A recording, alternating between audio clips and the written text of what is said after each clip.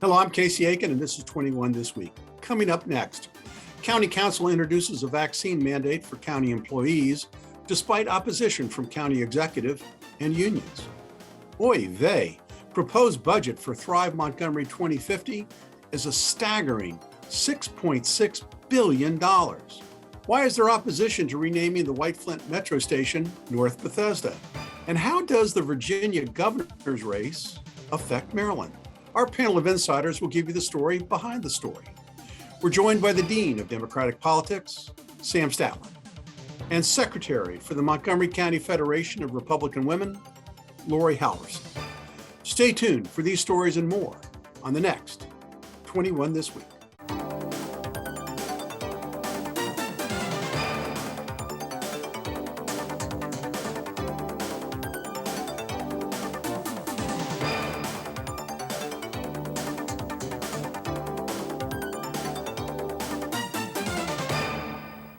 On Tuesday, the Montgomery County Council introduced legislation that would require COVID-19 vaccinations for all county employees, despite opposition from County Executive Mark Elrich and 3 county unions.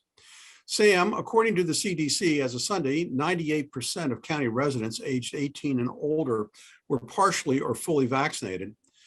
In addition, County Executive Mark Elrich says that 77% of county employees have already identified themselves as being vaccinated. So why have a mandate that requires county employees to provide proof of vaccination or face termination of their jobs? Look, I think that was strictly a political ploy. Hans Riemer is running against Mark. He wants all the ammo he can to, discredit him. But that's not the concern. The concern is leadership and keeping people safe.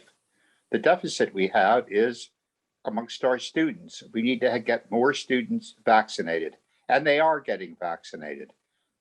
And I'd like to see them get into the 85% range, just like the rest of the population. And I'm sure we'll reach that. I don't think that this legislation is needed at all. It's a waste of time, a political ploy. Well, it may be very well and good for Tom Hucker and Hans Riemer and Will Jawando, who were the primary sponsors of this. But what about the rest of the council? Why would they vote for something like this when already there's a program in place to encourage employees to get vaccinated? Because they're not on the committee that's proposing the legislation. And nobody for sure knows that this will pass, and it probably won't, especially with the suit that we're going to talk about that's been filed. Well, that's a good analogy and a good segue into our next segment, which is Laurie. The 3 local unions oppose a requirement calling the proposal an outrageous intrusion and misuse of authority. And ironically, on the very same day the county issued the proposed legislation, a lawsuit was filed challenging the Montgomery County Public School System's vaccination mandate for a violation of religious freedoms. It seems like the world has spun off its axis by COVID. Yeah, I agree with the unions. And this is not smallpox. This is not the Spanish flu or polio. What we need to think about is the safety, as Sam says, of our children and the residents. So what is the goal? What would the goal be for this mandate? I just don't understand really what the goal is, because I know a lot of people are saying that they're going to end up quitting their jobs, and you're going to see a lot of very competent employees who've been working for many years quit their jobs. We may not see a lot of them, but just one person even makes a difference when you have an excellent employee. I'm really concerned about that, especially when we have a shortage of workers now in the country. And there is that one employee, I'm surprised it's not more, are filing a lawsuit because they're claiming a religious exemption, but for some reason, this county is very different than most of the country in their mandates, and that they are not allowing the religious exemption. So we do see that, I think there's a definite precedent for this is just not constitutional. It shouldn't be allowed. And the employees claiming that there are fetal cells that were used in the production of the vaccines, and that's been proven to be true, although the Johnson & Johnson is more directly related to it than the other two vaccines. But I do think there's, it's way of an overreach that the county is trying to do this. Well, Sam, let's dovetail back to you and bring the two different controversies together, because obviously the MCPS mandate is already in effect. Do you support the MCPS mandate that all employees be vaccinated, all MCPS employees be vaccinated? I absolutely do. And I also think that we ought to mandate vaccinating all of our children in the schools as well. Somewhere in the administration of the Montgomery County public school system, you would think that the superintendent would speak up and say, present it to the school board, that we will have a religious exemption. And if that goes through, I don't think it's going to have that much of an impact. What I want to see is everybody, young child, families, get above 85%. If we can get above 85%, we'll be in great shape. We're close. We are so close. And why in the heck? If we're so close, then why do we need a mandate is what I think. Well, because we need it with the kids. We need it with the younger people, and we still need it in some of our minority populations. But you certainly can't say that Mark and the Public Health Service and even the county council serving as our public health department deciders aren't moving along that path. Mark is leading. For the most part, the county council is following, unless of course you're running against him in office, and that in itself is ridiculous. Well, Sam, I want to pick up on one. We only have about 30 seconds left, Sam, and I want to pick up on this. With such a large portion of our minority population opposed to vaccinations, why do you think it's appropriate to mandate and force it upon them? Well, Casey, part of the problem is education, and keeping in mind, Casey, that we're already above 60%. We're nibbling our way and nibbling our way and nibbling our way. And the more we educate and the more outreach we do and the more people that are inoculated in this county, the safer all of us will be. But Sam, we're already at 98% for adults. For everyone over 18, we're already at 98%, according to the CDC. Why are we imposing a requirement and a mandate on people? Because, Casey, when it comes to the kids, we're still in the 60s. And they're the least vulnerable, and they have the least impact on the children. Casey, the facts and articles in the newspaper and everything you're reading states that the people being hospitalized now are young people. It's serious. They're getting sick. They need to be protected. Sam, I appreciate that. But if you look at the statistics currently today, percentage of hospital bed utilization, low utilization, ICU utilization, low utilization, COVID-related hospital bed utilization, moderate. We're not being overwhelmed. The system isn't being overwhelmed. Why are we imposing mandates? Because we need to keep our children safe. It's that simple. And I wish people would just go along with the flow. And within the next month or so, we might be at that figure.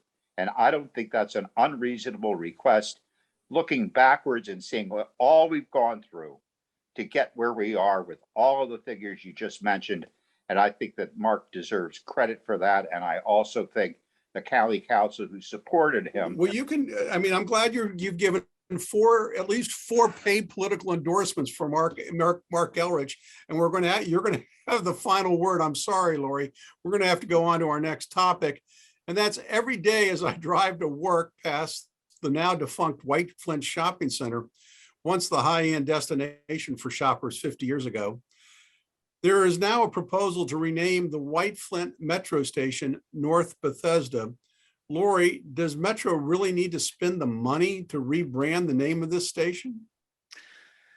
I hate it when they spend more money, but White Flint Mall is gone, and there's no great significance in calling it White Flint anymore because it doesn't really have much significance in history. So, and then some people are complaining that we shouldn't call it North Bethesda because it's not really North Bethesda, but it is recognized by the post office in addresses. So I think it's okay to change the name to North Bethesda. But you know what, it really says something when you have a metro stop in Montgomery County that you can't really identify what goes around on in that area. So that says something about our county. We need to have better branding and better positioning of where you, like maybe there should be a larger convention center in that, you know, location, Montgomery County Convention, that's much larger for people to gather in that area or something. It's kind of interesting that it doesn't, nothing really fits for that spot. It's not significant. And Sam, Washington Post columnist John Kelly suggested that Metro rebrand the station after Pike and Rose, another, you know, fancy shopping center. Why don't we name it after the county conference center? Or better yet, why don't we name it after the most prominent feature across from that metro station, which is McDonald's? Why don't we call it the McDonald's Metro That's what station? I remember that area for, is the McDonald's. Yeah. What do you think, Sam? Look, Casey, I think that the purposes of naming metro stops is to honor people and also to identify a location that will draw consumers to spend their money in Montgomery County. So I don't think convention site is a bad idea. Also, why don't we see what's going to happen at White Flint Mall? It's my understanding it might be an educational center. You know, it might be named Montgomery County's Health and Education Center. We'll see. Boring. Well, yeah, that's a boring name, Sam. I think we should name it Popeyes and McDonald's, which are the two fast food restaurants at the opposite openings, entrances for the metro escalators. Anyway, we got to keep moving on. When we come back from this short break, the first projected cost for Thrive Montgomery 2050 is an additional $220 million a year to the Montgomery County budget. Can you say, ouch? Stay tuned. And welcome back. The first reports as to the cost of the much promoted Thrive Montgomery 2050 plan, which would update the county's wedges and corridors master plan that dates back to the 1960s, was revealed this week. The initial cost estimate of $220 million annually for 30 years, or $6.6 billion, even stunned some members of the Planning, Housing, and Economic Development Committee, who normally don't blink an eye over spending taxpayers' money for worthy, quote unquote, projects. Sam, the council rolled out this proposal during the middle of the COVID-19 pandemic. Many, myself included, think it's so very complicated and has so many different layers that it hasn't been properly explained to the public at large. Is it time to reconsider this proposal, given the amount of money that it's going to cost county taxpayers? Casey, the only God-saving part of this is that they don't have to make a decision until December. And I certainly do hope that they publicize this to let the public know what's going on. And to me, the biggest thing to publicize is an unfunded mandate where you don't know what your budget is, you don't know how much money you're spending, you don't know where the funds are coming from. I think that's absolutely terrible and a poor representation. Well, not only that, I don't think it's adequately explained as to what the changes will be in our zoning. I mean, my goodness, these are massive changes that are being proposed. In addition, there's controversy between different groups as to transportation planning and whether or not there's enough bus service for people. I mean, I think this thing needs to go back to the starting point. I don't disagree with you, especially when you look at the Up County and you look into the Ag Preserve and, you know, the eastern northern part of the county, the bus service is terrible. We have businesses out there that are hurt by that. I think the whole thing needs to be reconsidered, and I want to see firm figures on everything. Even Park and Planning doesn't admitted that they don't know exactly what the plan's going to be. How do you pass legislation where you don't have the statistics and the facts? You can ask Nancy Pelosi. She's been doing that for the last 4 years.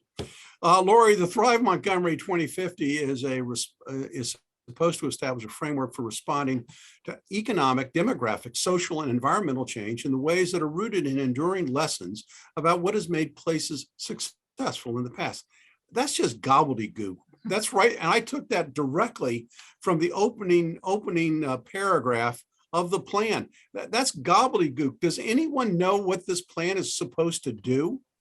Yeah, first of all, I just want to say Democrats have a history of proposing things that are not funded and not knowing where the money goes. Look at what happened with education, with funding, all that. So I know I it's introduced it, for but let's just Democrats stick to the topic. propose.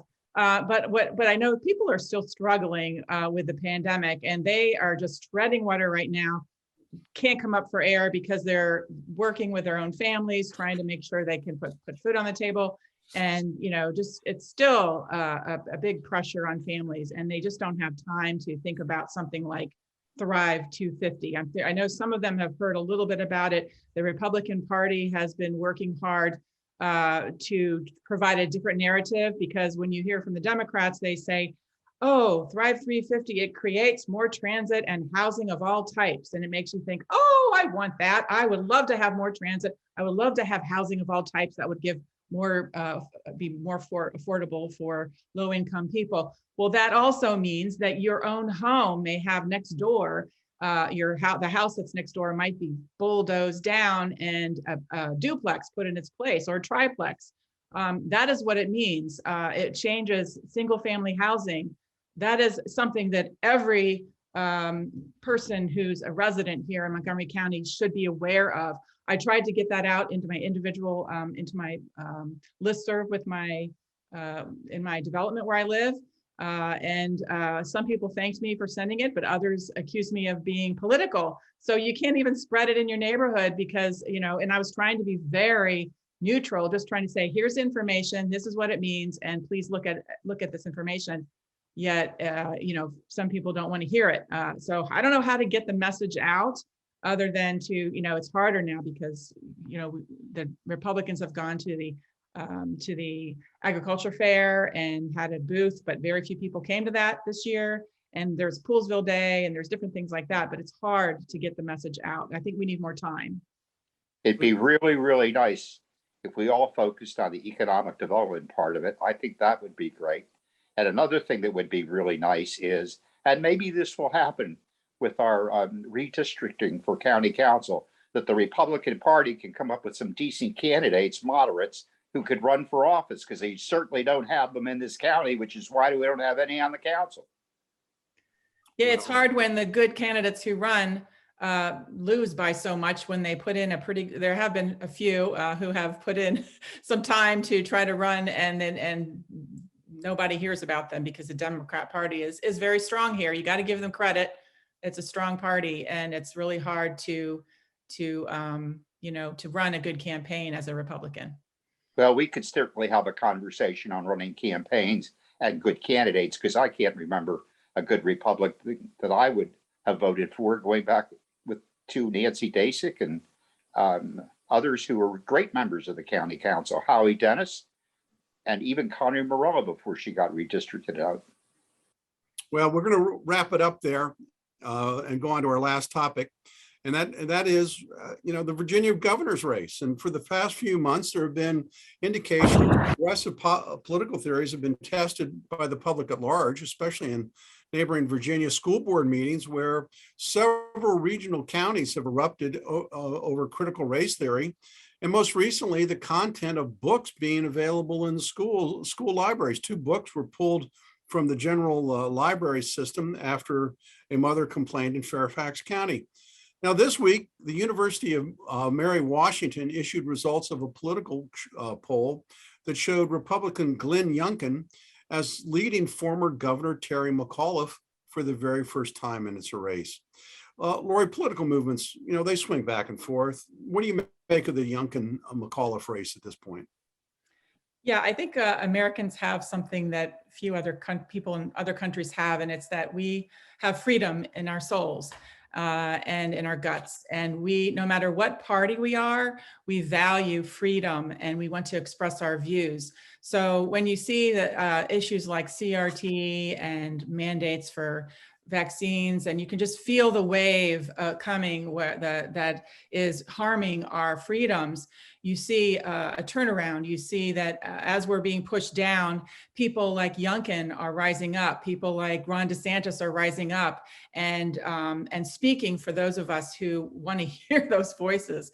So I think Youngkin is riding on a high. He was just in a debate a couple days ago, which he did very well after McAuliffe was saying that parents shouldn't have a voice in education. That was really interesting.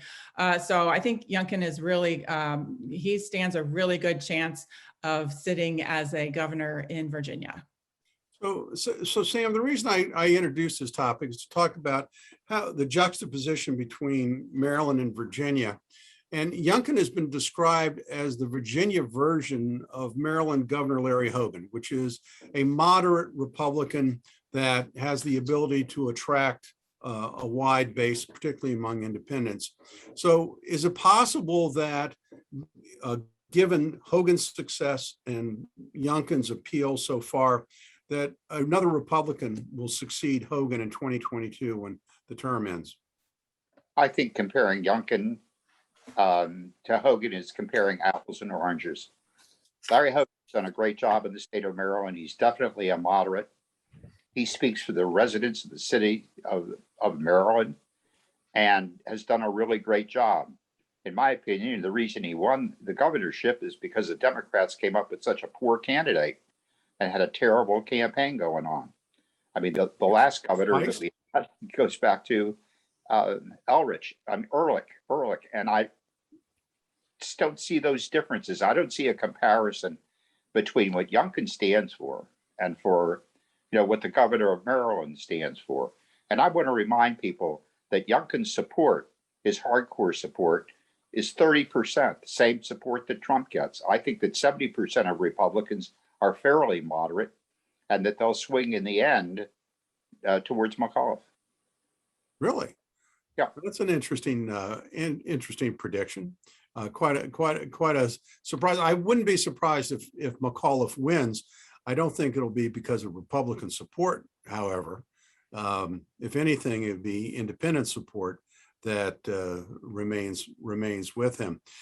Again, the reason I brought it up is, politics is about trends, and is whether or not there's a moderating trend in the Republican Party that we're seeing, and whether or not that trend is going to grow and not only in Virginia but also in Maryland. I think that the trend of the Republican Party is finally, after the past 5 years, moving positive towards what most Americans believe in, which includes individual rights. But we certainly don't want somebody up there that causes insurrection and rioting like we've seen in the past. I think that upset an awful lot of people in this country who believe in fair and honest elections, which we've absolutely had. There's no history of fraud in the elections, and that will come into the primary or the election in Virginia. And I think that you'll get a fair election and you'll come up with a winner. And I think that those people will move to moderation.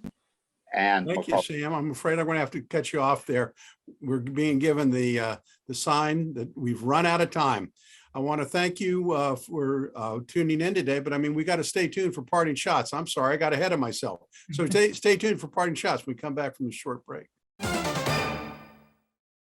Now with parting shots, Sam Statland. Folks, we're in the last quarter of the ball game.